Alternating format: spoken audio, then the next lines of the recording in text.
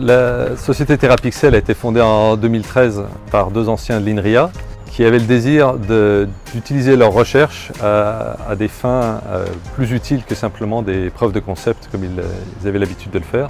Et ils voulaient avoir des vrais produits qui soient vraiment utiles au corps médical.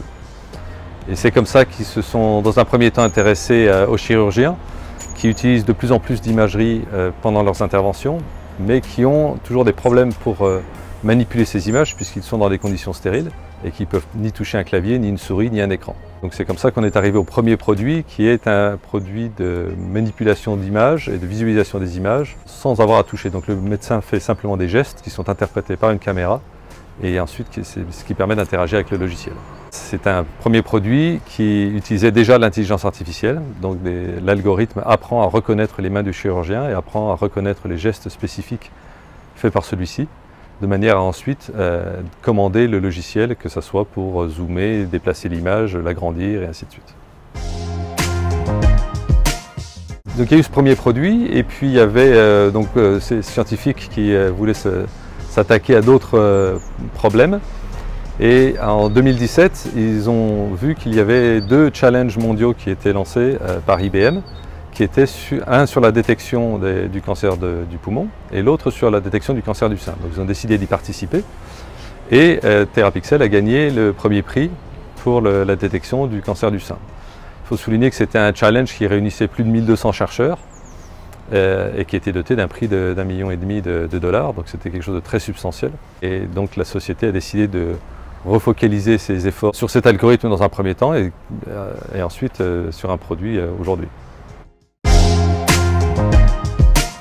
L'approche qu'on a eue, c'était de ne pas essayer de tout faire en une seule fois. Beaucoup d'algorithmes de ce type essaient de prendre les images, de les lire et de donner le résultat cancer par cancer.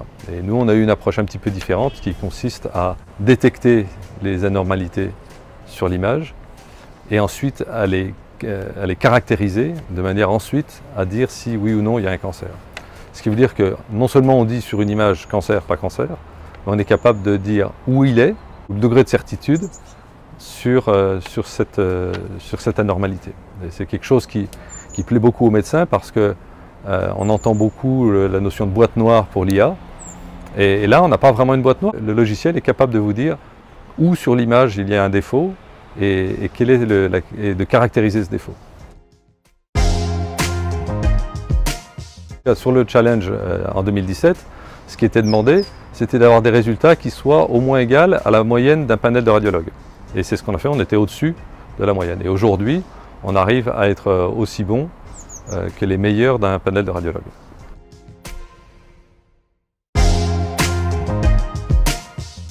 On a trouvé des accès aux données, il suffit de trouver les gens qui comprennent ce qu'on veut faire et qui sont intéressés plutôt de type innovateur, qui se trouvent aussi bien dans les hôpitaux universitaires que dans les centres privés de radiologie. Et si on a la volonté de part et d'autre de travailler ensemble, on trouve toujours un moyen. La RGPD s'applique partout en Europe. Donc, d'une manière générale, partout où il y a des images de qualité et où on peut trouver de la médecine de qualité, il y a aussi de la protection des données du patient. C'était la grosse peur il y a quelques années, quand l'IA a commencé à arriver en radiologie, on a dit ça va remplacer le radiologue. Il y a même des radiologues qui ont dit l'IA va nous remplacer dans 5 ans.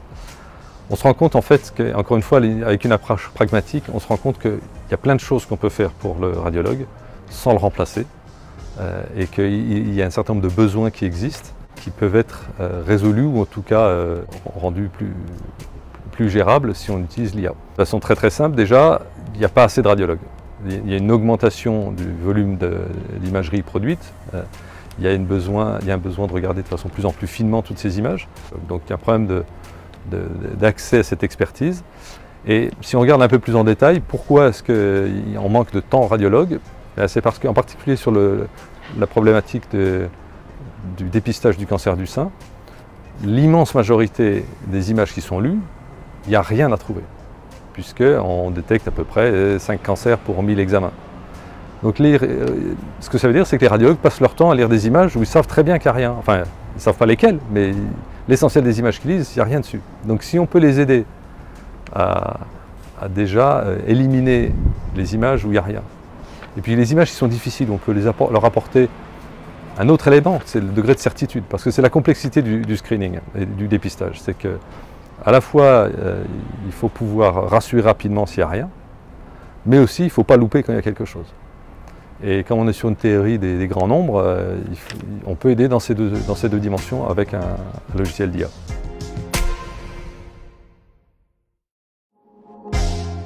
Il faut d'abord qu'on fasse une validation clinique, donc sur des données et sur une comparaison par rapport à la pratique courante, donc pour montrer que le logiciel fait bien ce qu'on a prévu qu'il fasse.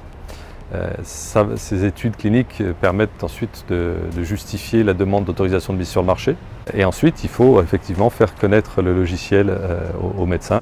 Le mode d'utilisation qu'on a prévu est un mode avec un déploiement facile, puisque c'est avec un déploiement cloud. Et donc, on n'a pas de problème de déploiement d'infrastructures particulièrement lourdes. On reste vraiment dans la logique pure logicielle de Therapixel.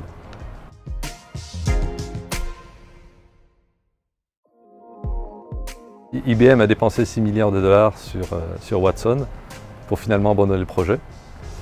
Nous, on a un produit sans avoir dépensé 6 milliards de dollars. Donc je pense que le problème des grands groupes, c'est d'approcher des choses trop grosses d'un seul coup.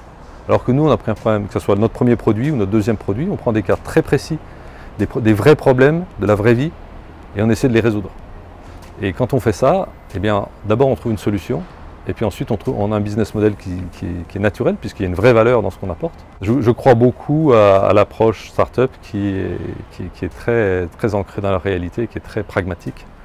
Et je pense que c'est ça qui nous donne une différence vis-à-vis des grands groupes. Alors après, je crois aussi je ne vais pas dire le génie français, mais en tout cas l'ingéniosité française, qui est c'est un mélange de pragmatisme et de flair qui permet de résoudre les problèmes de façon différente. Et je crois que quand on y croit, on peut avoir un vrai succès.